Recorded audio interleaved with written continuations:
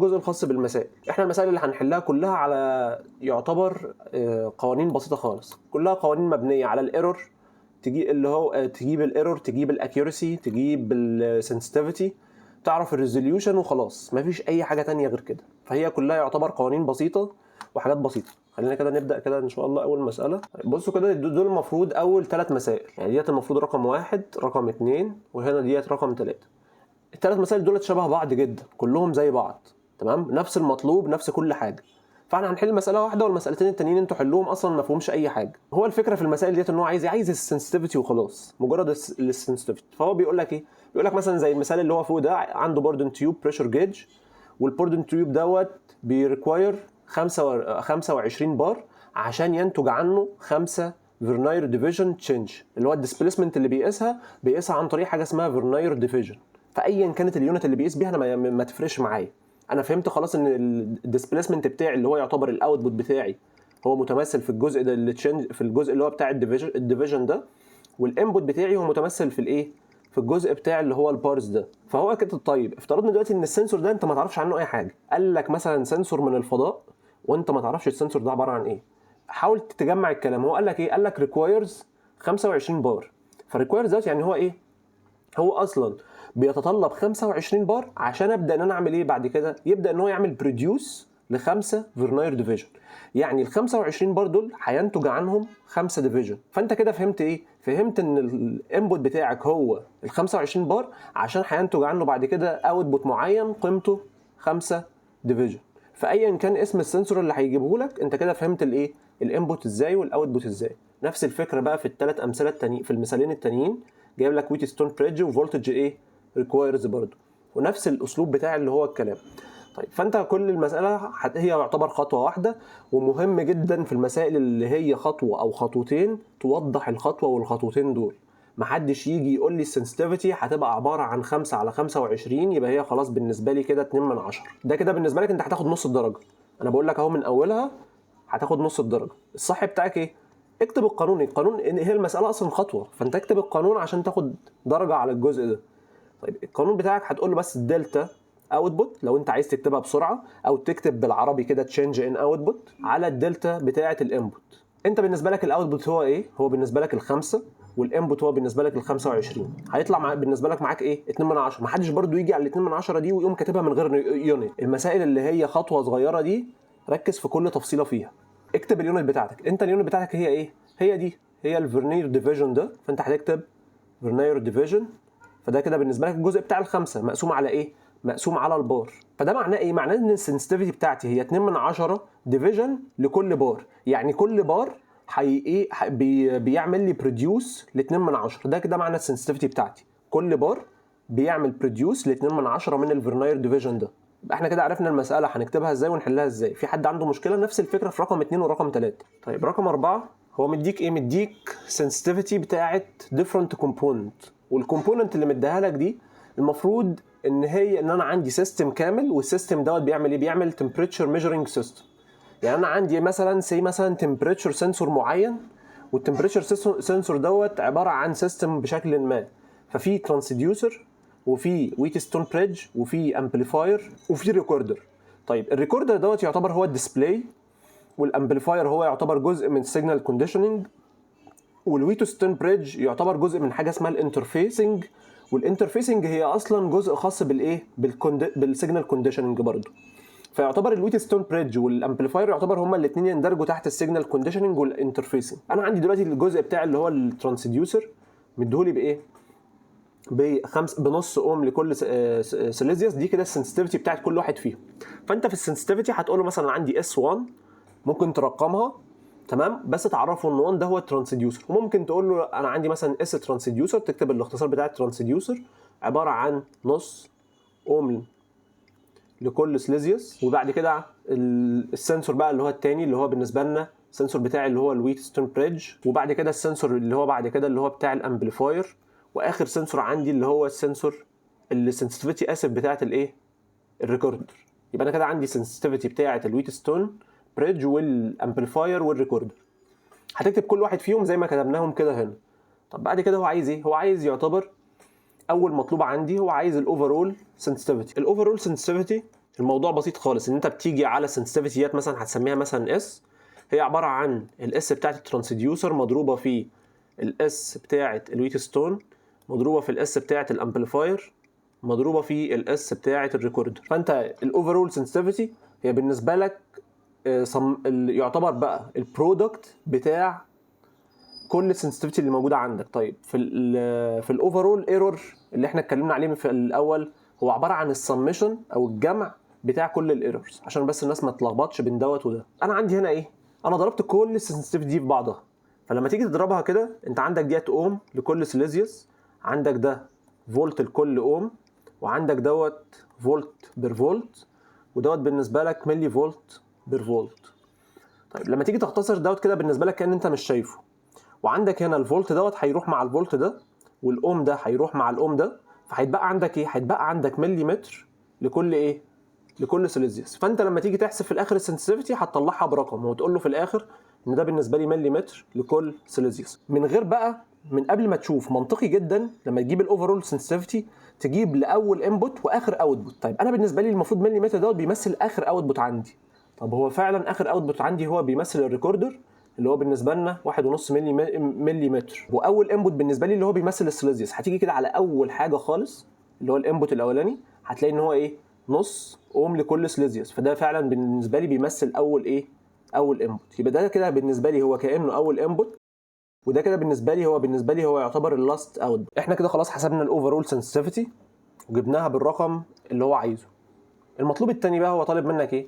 بيقول ان هو عايز يعرف التمبريتشر تشينج، يعني عايز يعرف دلتا تي. الدلتا تي ديت هينشا عنها موفمنت للريكوردر بتاعي بمقدار 30 مللي، يعني كده يعتبر انا عندي الموفمنت او دلتا اكس اللي حصلت بمقدار 30 مللي. ما انت عندك اصلا تعريف السنسيتيفيتي كان عباره عن ايه؟ اوتبوت على انبوت، فانت بالنسبه لك هو الاوتبوت ايه؟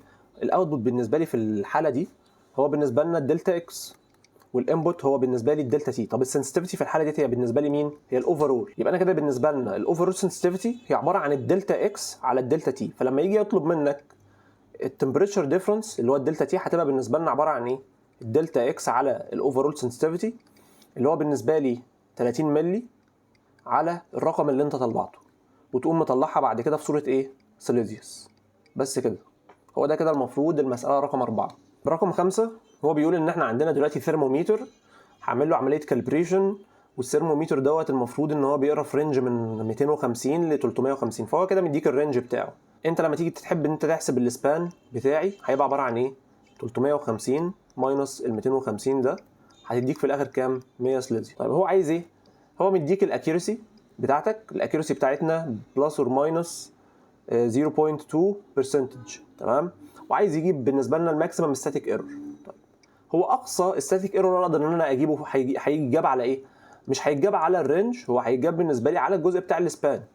دايما هو بالنسبه لك الماكسيمم ستاتيك ايرور انت بتحسبه دايما على الايه؟ على الجزء بتاع السبان، الا اذا بقى هو لو طلبه على الفاينل فاليو بتاعتك اللي هي 350.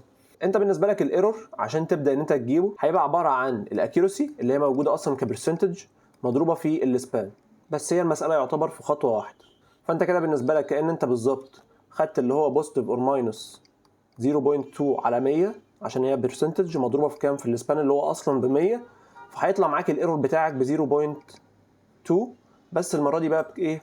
على حسب بقى اللي هو على بسليزيوس اللي هو الجزء ده. فانت كده الايرور بالنسبه لك على السبان هو عباره عن 2 من 10 سليزيوس.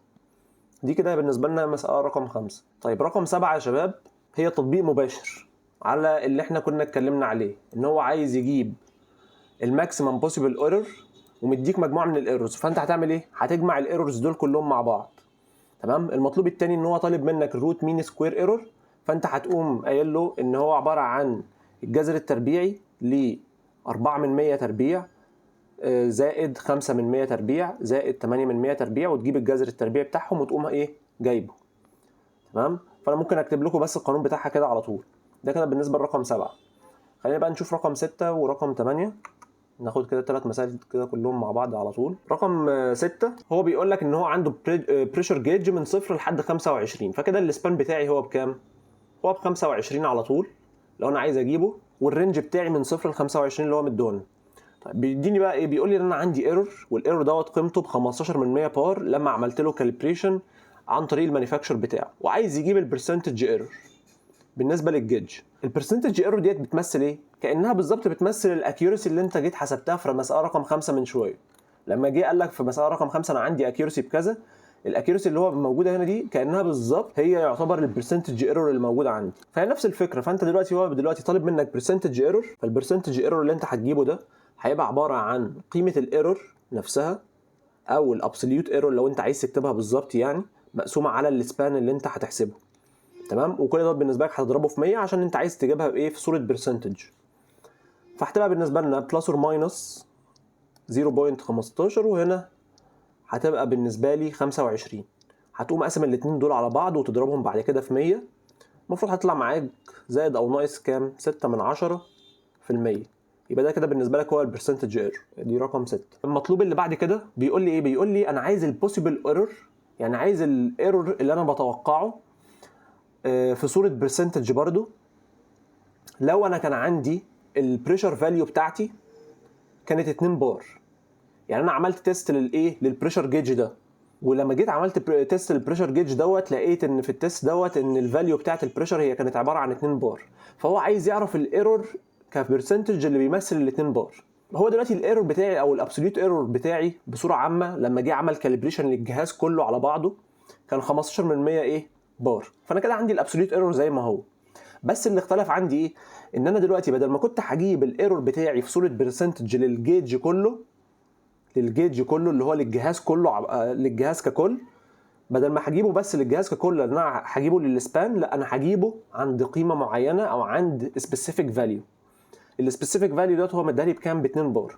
فكل اللي انت هتعمله هتقول له يبقى انا البرسنتج ايرور اللي كان فوق ده كان بالنسبه للجيج، اما البرسنتج ايرور اللي موجود هنا دوت بالنسبه للبي تيست اللي هو عملها اللي هي ب 2 بار. فهتبقى عباره عن ايه؟ نفس الابسوليوت فاليو، نفس الابسوليوت ايرور اللي انت اللي هو موجود عندك اصلا، بس بدل ما هقسمه على السبان انا هقسمه على البي تيست اللي هو عمل لها اختبار دي. فهتبقى بالنسبه لي زائد او ناقص 15% على 2، وهضربها برده في ايه؟ في 100.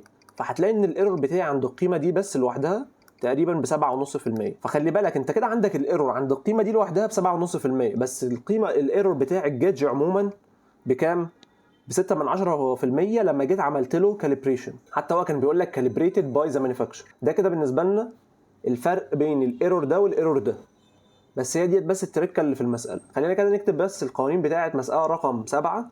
انت في مساله رقم 7 اول مطلوب اللي هو الماكسيمم بوسيبل ايرور دوت، هتقول له ان انا عندي الماكسيمم بوسيبل ايرور بتاعي هيبقى عباره عن سميشن الايرورز. فسي مثلا انا مسمي الايرور بتاعتي ديت مثلا E1 E2 E3، هتقوم جامعهم بنفس النسبه المئويه بتاعتهم. هتقول له E1 وE2 وE3 واجمعهم بنفس النسبه المئويه، هتلاقيها بلس اور ماينس كام؟ 9 و8 يبقى 17%. ده كده بالنسبه لك هو الماكسيمم بوسيبل ايرور. بالنسبه للجزء الثاني اللي هو الروت مين سكوير ايرور، لو قلنا مثلا الاي سكوير مثلا روت هيبقى عباره عن ايه؟ عباره عن الجذر التربيعي للاي 1 سكوير. فانت ممكن تقول ان هو الجذر التربيعي يعتبر لو انت عايز تجيبها كنسبه مئويه ممكن تقول له مثلا 4 تربيع زائد 5 تربيع زائد 8 تربيع، وتيجي في الاخر تقوم الرقم اللي هيطلع بعد ما جبت الجذر ده تقوم حاطه كنسبه مئويه. ده لو انت عايز تجيبها زي ما هي بالنسبه المئويه، تاخدهم كده زي ما هم وتربع كل واحد فيهم. في الاخر برضو هتكتب ايه؟ بلس اور ماينس، ما تنساش برضو البلس اور ماينس عشان انت بتاخد السكوير روت. بس هي دي بس كده مساله رقم 7، فهي يعتبر قانون هنا وقانون هنا، فمساله بسيطه. مساله رقم 8 والناس تاخد بالها منها عشان دي جت قبل كده في ميد ترم. مساله بتقول ايه؟ بتقول ان دلوقتي عندنا ملي فولتميتر، والسكيل بتاع الفولتميتر دوت متقسم بشكل يونيفورم على 100 ديفيجنز. يبقى انا دلوقتي عندي ملي فولتميتر او ايا كان السنسور اللي موجود عندي او ايا كان الترانسديوسر برضو اللي موجود عندي، هو متقسم ل 100 ديفيجن. وقال لي ان الريدنج او الفول سكيل ريدنج بتاعي 20 ملي فولت. يعني ايه الكلام دوت؟ يعني انا دلوقتي في مساله رقم 8 كده انا عندي يعتبر الخط ده كده مثلا بيمثل عندي متقسم لاجزاء صغيره، وهكذا بقى لحد الاخر. فالاجزاء الصغيره ديت هي بالنسبه لي ايه؟ 100 ديفيجن. والفول سكيل، وقال ان الفول سكيل ريدنج كان عباره عن 20 ملم فولت. فانا كده بالنسبه لنا ايه؟ يعني ملي فولت متر دوت ممكن يبدا من 0 لحد 20 ملم فولت، وممكن مثلا يكون مثلا سي مثلا من 40 ملم فولت لحد 60 ملم فولت، ايا كان هو من كام لكام. المهم ان السكيل بتاعي كله عباره عن كام؟ 20 ملم فولتميتر، فولت اسف. ده كده بالنسبه لي اول حاجتين انا طلعت منهم من المساله. بعد كده بيقول ايه؟ بيقول ان انا دلوقتي عندي 1/15 من السكيل ديفيجن. 1/15 من السكيل ديفيجن يعني يعتبر من السكيل ريدنج ديت بعد ما اقسمها للديفيجن. هنفهمها دلوقتي. كان بي كالكوليتد ا فير ديجري اوف سيرتينتي، يعني دي اقدر ان انا احسبها كجزء من السيرتينتي، يعني دي يعتبر دي بالنسبه لي اصغر جزء من السكيل ديفيجن ان انا اقدر ان انا ايه اجيبه، اللي هو 1/15. عايز يحسب الريزوليوشن بتاعتي في صوره فولت. الريزوليوشن زي ما احنا قلنا ان هي بالنسبه لنا اصغر حاجه نقدر اقراها. فالفكره كلها في ايه؟ ان انت دلوقتي عايز تجيب السكيل ديفيجن، وبعد ما تجيب السكيل ديفيجن ده هتقوم ضربه في كام؟ في 1/15 عشان تطلع الريزوليوشن. فانت كده فهمت خلاص ان انت عندك الريزوليوشن هي عباره عن ايه؟ عباره عن 1/15 مضروبه في ايه؟ في السكيل ديفيجن. بس انا مش عارف السكيل ديفيجن دوت هو عباره عن ايه، فانت محتاج ان انت ايه؟ تحسبه. فالمساله عباره عن خطوتين، خطوه هتحسب فيها السكيل ديفيجن وخطوه هتحسب فيها ريزوليوشن. لو جيت مثلا لقيتك مثلا انت حليت المساله مثلا في سي مثلا وحللها على طول ان الريزوليوشن عباره عن 1/15 في السكيل ديفيجن، وقمت كاتب لي رقم السكيل ديفيجن دوت برقم من غير ما تعرف، من غير ما تقول لي هو ايه، هتنقص طبعا. فانت لازم توضح الكلام ده. قلت لك دايما المسائل دي ادام خطواتها بسيطه وضح دايما في الخطوات بتاعه المساله. السكيل ديفيجن هنجيبه ازاي؟ انا دلوقتي عندي الفول سكيل ريدنج، فانا عندي كده السكيل ريدنج اللي هو بالفولت 20 ملم فولت، والديفيجن بتاعي هو كام ديفيجنز؟ هو 100 ديفيجن. فلما يقول لك انا عايز السكيل ديفيجن يعني هو عايز يجيب الريدنج دي بس مش هيجيبها في صوره المليمتر فولت، لا انا عايز اجيبها في صوره الديفيجن، عشان كده احنا سميناها سكيل ديفيجن. طب انا عندي 20 ملم فولت متقسمين على 100، فانا عايز اعرف كل ديفيجن هيبقى عباره عن ايه بالظبط. فيبقى انا كده بالنسبه لي كاني بالظبط هقول له 20 ملم فولت على ال 100 ديفيجن هتطلع بكام؟ ب 2/10 من السكيل ديفيجن بتاعي. يبقى السكيل ديفيجن هو بيمثل ايه؟ بيمثل 2/10. يبقى انا كل ديفيجن معناها ايه بقى؟ معناها ان كل ديفيجن هنا عباره عن 2/10 ملم فولت. يبقى انا دلوقتي الريزوليوشن هتبقى عباره عن ايه؟ عباره عن 1/15 اللي هو مديها لي مضروبه في السكيل ديفيجن اللي انت جبته اللي هو ال 2/10، هيطلع معاك بقى يعني يعتبر بكام؟ يعتبر ب1/30. وفي الاخر هتقول له ايه؟ ملي فولت. ما القيمه اللي انت طلعتها دي بالنسبه لك هي بالملي فولت. فكده الريزوليوشن بتاعي اصغر حاجه السنسور بتاعي يقدر يعمل لها ديتكت او يقدر ان هو يقراها بشكل كويس هي 1/30 ملي فولت. دي كده اقل حاجه يقدر يعمل لها سنسور ديتكت. احنا كده يا شباب خلصنا السكشن بتاعنا. اتمنى ان السكشن انتوا تكونوا فهمتوه. احنا كده خلصنا اول 8 مسائل بالنسبه لنا. هيبقى فاضل لنا ان شاء الله رقم 9 و10 و11 هيبقوا بالنسبه لنا السكشن الجاي ان شاء الله، مع الجزء الثاني بتاع السنسيتيفيتي اللي احنا قلنا هنكمله ان شاء الله في الشرح. كده يعتبر احنا خلصنا اول 3 محاضرات يعتبر، وفاضل لنا بس جزء صغير خاص بالسنسيتيفيتي من المحاضره الرابعه.